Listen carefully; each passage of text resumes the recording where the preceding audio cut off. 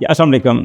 आज हम डिस्कस करेंगे जो अपकमिंग टैक्सेस हैं, कौन कौन से टैक्स हैं जो जो बजट में जिनकी तजावीज़ है कि उनके रेट्स जो है कम या ज़्यादा किए जाए, उनका क्या क्या इफेक्ट आ सकता है।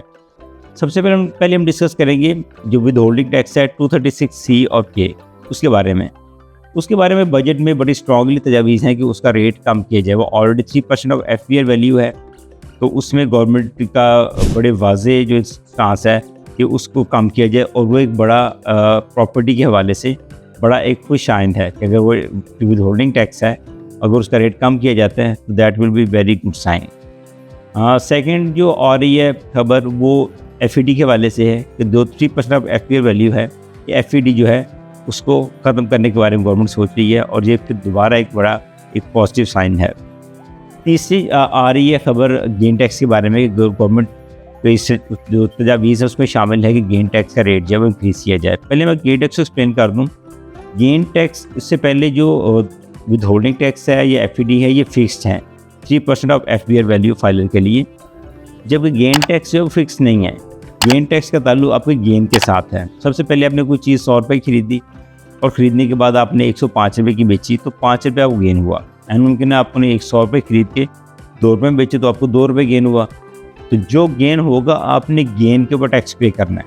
अगर आपको गेन नहीं है तो आपने वो टैक्स पे नहीं करना, नंबर 1। नंबर 2 ये कि ये सेल्फ डिक्लेरेटरी है। ये आपने खुद से बताया कि मैंने एक चीज़ 100 रुपये में खरीदी, और इसे जब आपने बेचेंगे तो आपने खुद से डिक्लेयर किया कि मैंने 105 रुपये बेची। तो ये एक सेल्फ डिक्लेरेटरी है, और उसके मुताबिक आपने टैक्स पे करना है। तो उसका बड़ा सिग्निफिकेंट इफेक्ट जो मार्केट के ऊपर वो नहीं आएगा। इन तीनों टैक्सेस में से ये मार्केट में से कोई भी चीज़ अगर सिग्निफिकेंट इफेक्ट डालती है तो मार्केट के लिए एक स्पार्क होगा, और मार्केट उससे इनिशिएट करेगी। उस लिहाज से मार्केट के में ये बड़ा बाइंग पॉइंट है कि आप इस टाइम पे बाइंग करें। कोई चीज़ भी ट्रिगर हुई तो मार्केट जो है वो इंक्रीज़ करनी शुरू कर देगी। फेज 6, 7 और 8 के हवाले से हम डिस्कस करते हैं। इस वक्त जो अच्छे प्लॉट्स हैं वो किसी फेज़ के किसी ब्लॉक में अवेलेबिलिटी उनकी ऑलरेडी बहुत कम है, बायर मौजूद है और अच्छे प्लॉट्स कम अवेलेबल हैं। मार्केट में इन टैक्स के हवाले से कोई भी पॉजिटिव खबर आती है तो मार्केट बढ़नी शुरू कर देगी। उस लिहाज से ये एक बड़ा सूटेबल टाइम है कि आप बाइंग के हवाले से मज़ीद लिंगर ऑन ना करें और अपनी बाइंग कर लें।